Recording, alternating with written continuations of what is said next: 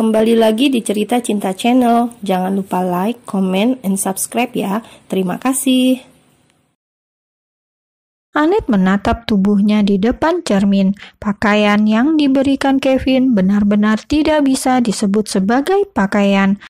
Bahannya tipis, bagian dada dan pahanya terlalu terbuka. Bahkan Annette bisa melihat bayangan pakaian dalamnya. Apa maksudnya Kevin memintaku memakai pakaian ini? Bukankah dia tidak mau melihatku? Tanya Annette bingung.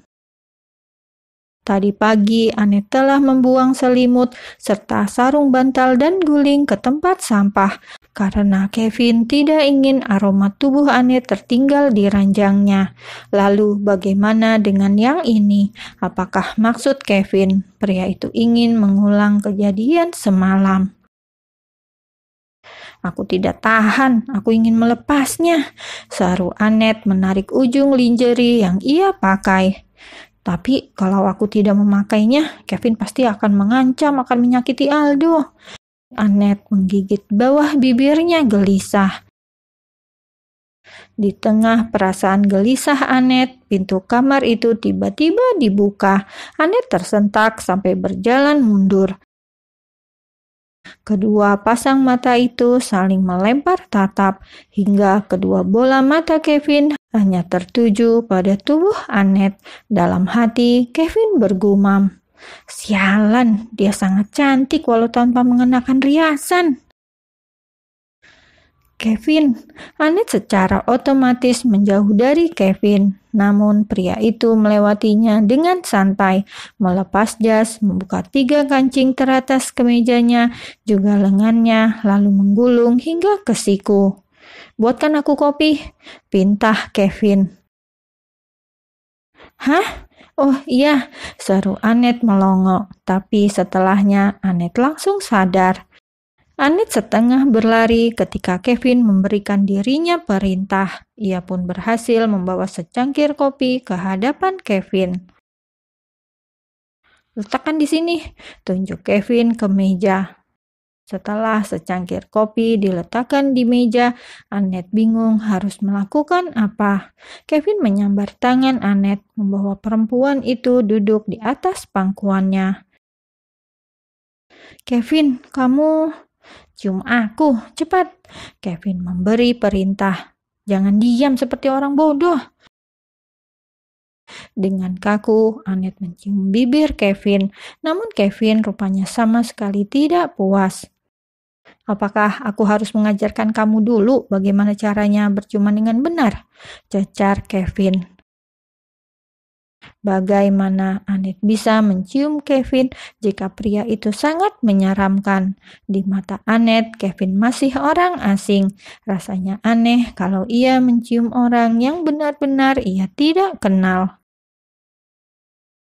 "Kalau kamu belum bisa menciumku dengan benar, maka jangan salahkan aku jika akan merobek pakaianmu, lantas menidurimu sampai pagi. Apakah itu yang kamu mau?" ancam Kevin.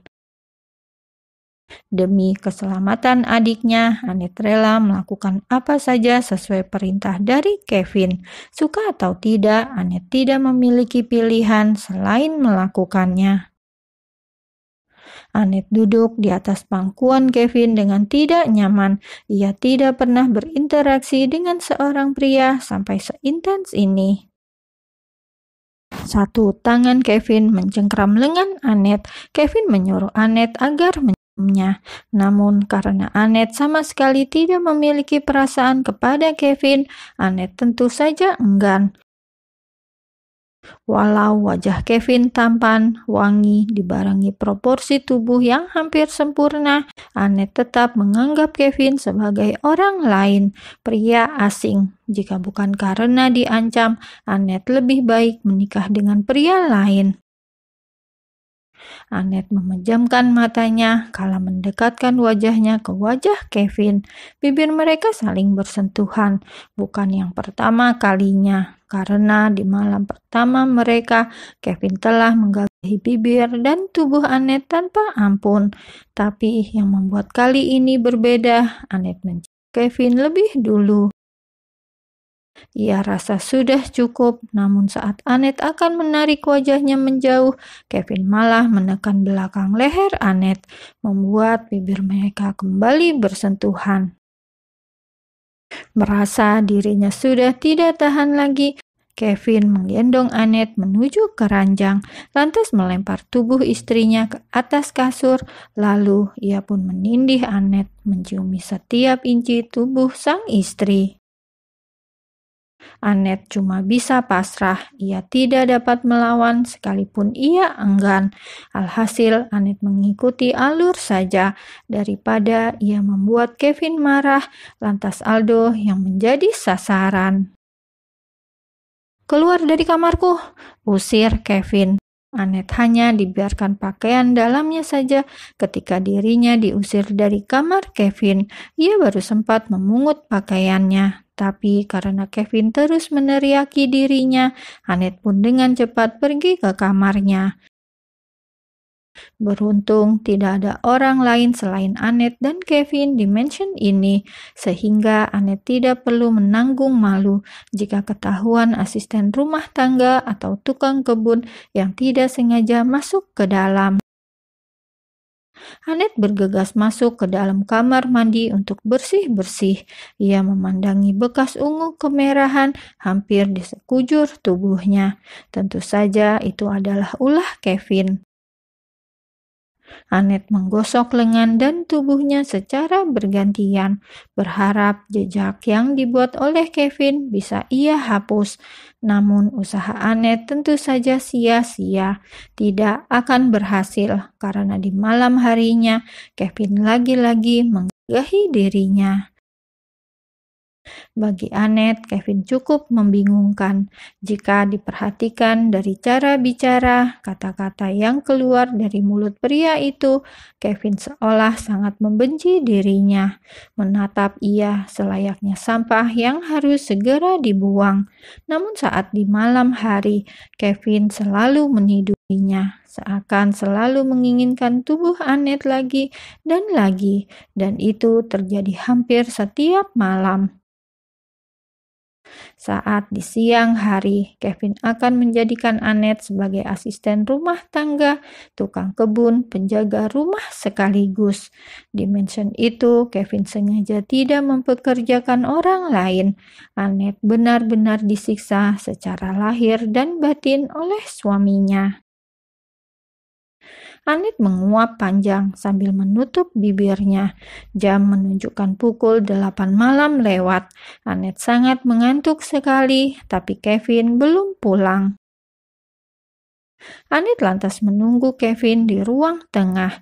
Ia menyandarkan punggung ke sandaran sofa. Jarum jam terus berjalan, waktu terus berlalu, hingga terdengar suara deru mesin mobil Kevin di halaman.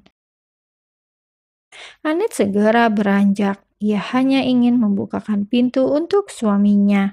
Jika Kevin tidak menginginkan dirinya malam ini, Annette ingin tidur lebih awal. Karena besok ia harus bangun lebih awal dari Kevin. Ia tidak boleh terlambat menyiapkan sarapan Kevin di pagi hari.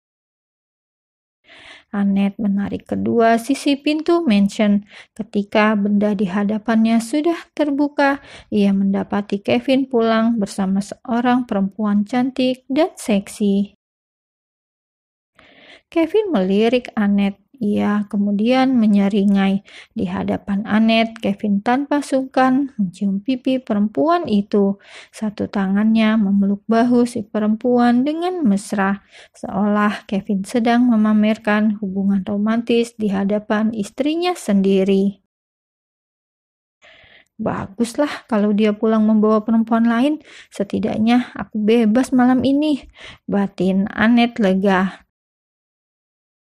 "Jangan berdiri di situ, kamu merusak pemandangan saja," maki Kevin, mendorong sebelah bahu Annette. Ia dan perempuan seksi tadi masuk ke dalam rumah, mengajak perempuan itu duduk di sofa. "Sayang, aku haus. Bisakah dia membuatkan aku minum?" tunjuk perempuan itu kepada Annette. "Kenapa kamu bengong? Kamu tidak bisa mendengar apa yang dia katakan?" tegur Kevin kepada Annette. Ya, aku dengar. Anet mengangguk. Temanmu ingin minum apa? Tanyanya. Apa saja, asal bukan air putih, sahut teman perempuan Kevin. Sudah sana, buatkan kami minuman. Oh ya, siapkan makan malam sekarang, perintah Kevin. Oke, Anet mengangguk patuh.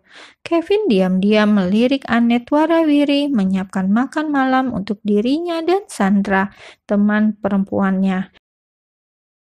Anet tampak santai, tenang, sama sekali tidak menunjukkan kalau perempuan itu sedang cemburu karena ia membawa Sandra pulang ke mansionnya.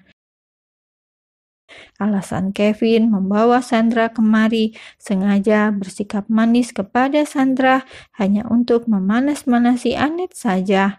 Kevin ingin membuat Anet yang ia kira Lucy akan menjadi cemburu dan kesal.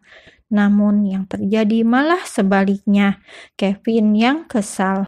Ia kesal karena reaksi Anet seolah tidak peduli.